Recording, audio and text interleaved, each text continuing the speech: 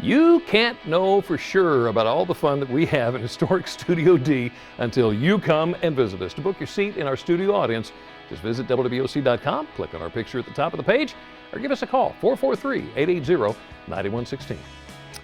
It's a case that captivated, really took our country by storm. The shooting death of unarmed Florida teenager Trayvon Martin. In fact, just last week marked the 3rd anniversary of his death. Martin was shot dead in a confrontation with neighborhood watch volunteer George Zimmerman in February of 2012. Prosecutors had claimed Zimmerman targeted the 17-year-old. Zimmerman claimed self-defense under Florida's controversial Stand Your Ground law. We, the jury, find George Zimmerman not guilty. A jury acquitted Zimmerman on state-level charges of murder and manslaughter in 2013. The verdict sparked nationwide, often violent protests and rallies. Then there was the shooting death of 18-year-old Michael Brown by now former Ferguson police officer Darren Wilson last August. Brown, who was unarmed, was shot multiple times after a confrontation with Wilson. A Missouri grand jury exonerated Wilson, did not indict him on criminal charges. That shooting also sparked widespread protests, with many claiming the officer used unjustifiable force. Our next guest is very familiar with these cases. In fact, she spent quite some time covering both of them, along with other controversial cases that have captivated our country. You probably recognize celebrity attorney, author, and civil rights advocate Lisa Bloom. She's often seen making her rounds on network news, offering her legal expertise on different cases. What you may not know about Lisa, she's had a powerhouse to look up to. She's the daughter of well-known high-profile case attorney Gloria Allred. We are honored to have Lisa join us today to weigh in on some of the recent cases that have captivated our country. Lisa, thank you so much for joining us today. So I wanted to ask you about your recent release. Suspicious Nation takes an inside look at the Trayvon Martin case.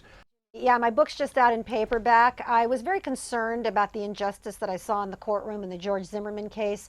So I did my own investigation afterwards, talking to jurors, witnesses, lawyers in the case.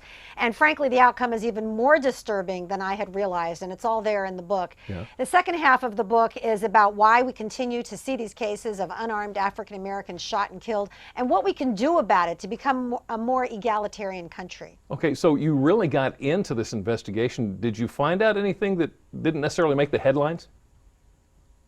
Yeah, I found out about abuse of one of the jurors, the only juror of color, a woman named Maddie. That's revealed in the very first chapter of the book. I found out about expert witnesses who wanted to testify, who didn't. You know, it's a very disturbing read, at least for the first half. The second half offers hope about where we can go from here to improve upon the situation. So how do you think the Trayvon Martin case compares to Ferguson? That was also a very disturbing case to me, because the prosecution in that grand jury room clearly bent over backwards to protect the police officer. I think most of us don't want the thumb on the scale either for or against a police officer, right, or an unarmed kid or anybody else in America. We want equality, we want fairness, and you know, that's what I've been advocating for my entire life. So you covered the Casey Anthony case in 2011. As a mother, how do you prepare yourself for that? You know, that was a very disturbing case, wasn't it? And that was a case where I think many people feel that she got away with murder. How do you prepare yourself for that? I can't imagine. I don't know how anybody could. I mean, we're still talking about it in 2015, right? Yeah. So you say it's all in the family. How is it to have Gloria Allred as your mom? Do you guys trade war stories? Come on, tell me the truth.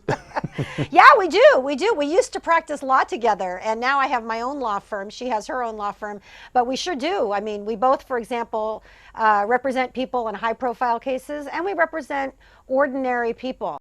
Do I understand that your daughter is following your footsteps now? My daughter is, can you believe this, graduating from law school in just a couple of months. I'm very proud of her. Oh, my goodness. With excellent grades from Fordham Law School. So we're going to have 3 generations of women lawyers in my family. Lisa Bloom, thank you so much for your time this afternoon. Before I let you go, let me ask you real quick about Lisa outside of the courtroom. You're pretty active. Yes, I'm very active. I'm a traveler. I travel internationally about 3 times a year. I'm a runner. I ride my bike everywhere. I keep busy. It keeps me off the streets, Jimmy. Lisa Bloom, thank you so much for your time this afternoon. We appreciate it very much. Now, if you'd like to know more about what Lisa just had to say and what she's talking about with her book, just go to WBOC.com and click on our picture at the top of the page. We've been talking a lot about protecting our loved ones. But what happens when your loved one receives a diagnosis you can't shelter them from? After the break, we hear the story of one woman who's living with multiple sclerosis, how her entire life was changed in the blink of an eye. Plus, how one young woman living with MS has helped to inspire thousands here on Delmarva. We hear about a group who rallied behind her and blew everyone away.